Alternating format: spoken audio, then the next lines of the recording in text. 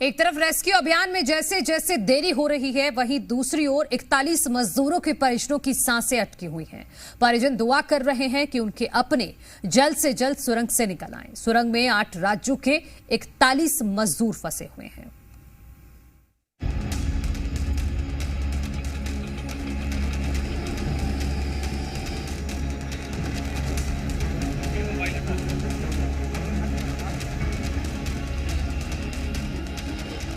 Silkyara tunnel के अंदर 41 मजदूरों की जान 13 दिनों से अटकी है।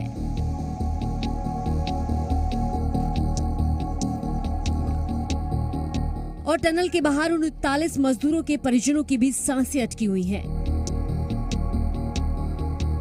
मजदूर सुरक्षित बाहर आ जाएं, इसके लिए उनके परिजन रेस्क्यू टीम के साथ भगवान की शरण में भी गुहार लगा रहे हैं।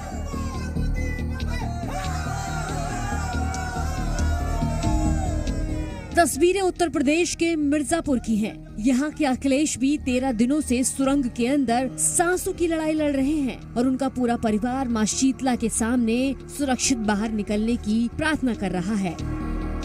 हमें तो दिन रात प्रार्थना है कि हमारा लड़का जल्दी से जल्दी निकले। जी, अब वो क्षण आ गया है, खुशी का क्षण आ गया है। अब आपको कैसा लग रहा है? अभी हो रहा है कि कब निकल जाए, तब पूजा पाठ अपना करूंगी जो मानी हूँ। जी, आप क्या कहना चाहेंगे? कहना चाहेंगे कि भगवान से ही निवेदन है और सरकार से भी निवेदन है कि जैसे भी हो तैसे हम हमारे बच्चे को निकालें। 41 भी बच्चों को निकालें, हमारे ही नहीं, सभी बच्चों को निकालें। सिलक्यारा सुरंग में गिरिडीह के 2 मजदूर विश्वजीत और सुबोध भी फंसे हुए हैं। उन्हें जब पता चला कि अब सुरंग में कुछ ही मीटर की ड्रिलिंग रह गई है, तो उनके चेहरे पर सुकून दिखा। अपनों के जल्द बाहर आने की उम्मीद के साथ ही वो रेस्क्यू टीम को धन्यवाद दे रहे हैं। मैं ये कहना चाहता हूँ कि मेरा बेटा नहीं, 41 जो फंसे में सभी को खुद फंसा एकदम निकल जाए। जो कल के डेट था वो आज भी सुन रहे हो अभी डेट में कि यहाँ के आज निकल रहे हैं, कल निकल रहे हैं। हम लोग मतलब खुशी के हार में रहते हैं तो तुरंत निराशा हो जाते हैं। विगत 12 दिनों से जो फंसे हैं, निकलने की आस है, उम्मीद है। बिहार के बंका के रहने वाले वीरेंद्र किस्कू भी टनल में फंसे हुए हैं। 3 बेटी और 1 बेटी के पिता वीरेंद्र किस्कू की पत्नी सिलक्यारा पहुंच चुकी हैं और गांव से उनकी मां सरकार से अपने बेटे को बचाने की अपील करते हुए रो पड़ती हैं। के सुरंग में फंसे हुए हैं, उन्हीं के बदौलत हमारा घर द्वार चल रहा था और अभी जो सुरंग में फंसा हुआ है, मैं सरकार से यही गुजारिश करती हूँ, मेरा बेटा सुरंग से निकल जाता है तो जल्द से जल्द घर वापस करने के लिए कृपा। बिहार के ही भोजपुर के सैफ अहमद का परिवार भी बेटे के सुरक्षित बाहर आने की उम्मीद लगाए बैठा है। पहली बार मोबाइल पर बेटे की आवाज सुनने के बाद उन्हें भरोसा है कि उनका बेटा जल्द बाहर आ जाएगा। टनल में फंसे हैं। हाँ, जल्द से जल्द निकल जाए। जी, सरकार से क्या मांग कर रही है? सरकार से हम कोई अभी मांग नहीं कर रहे, मेरा बस बच्चा निकल जाए। सरकार जल्द से जल्द मेरा बच्चा सब जितने सब निकल जाए, ये दुआ हम कर रहे हैं। आपकी बात हुई थी कि नहीं? हुई थी। क्या बोला? शाम के हम जा रहे हैं ड्यूटी पर में। टनल में फंसे सभी 41 मजदूर पूरी तरह से सुरक्षित हैं। लेकिन जब अंदर फंसे मजदूरों की पहली तस्वीर सामने आई तो उसमें मुजफ्फरपुर के दीपक कुमार नहीं दिखे, जिसके बाद उनका पूरा परिवार गम में डूबा हुआ है। बेटे की सुरक्षा की कामना करते हुए वो रो पड़ते हैं। लेकिन फोन आया मंगलवार, तब तक फोन करते करते दिन रात रो रहे हैं। क्या करें, कोई उपाय नहीं है। अच्छा, चिंता करने की बात नहीं है। अब जो है जब है बिहार की जो या फिर देश की या पूरे विश्व की टीम उसके लिए लगी हुई है वहां से निकालने के लिए, और सभी बच्चे सुरक्षित है। लेकिन अभी जो स्थिति है, अभी बात हुई है बच्चे से आपकी? बच्चे से बात नहीं हुआ। वहाँ आदमी हमरा ये उसका चाचा है तो मामा, वही लोग फोन करके।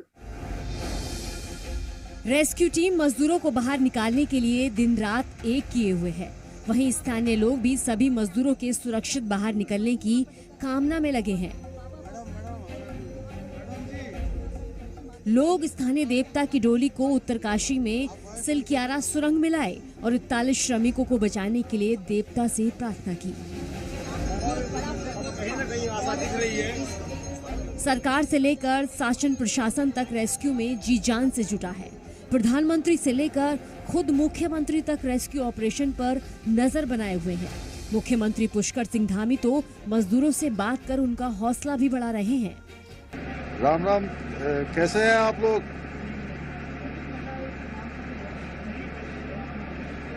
अच्छा, चलिए भाई, बहुत हम लोग बिल्कुल पास पहुंच गए हैं और बड़ी आप लोगों की हिम्मत है और बहुत ही आप लोगों के लिए सब लोग प्रार्थना कर रहे हैं यहाँ। और हम लोगों को उम्मीद भी है, मैं भी रात से आ गया हूँ, जनरल साहब भी आ गए हैं यहाँ पर और प्रधानमंत्री जी रोज आप लोगों के बारे में रोज चिंता कर रहे हैं, रोज अपडेट लेते हैं मुझे सवेरे 7 बजे।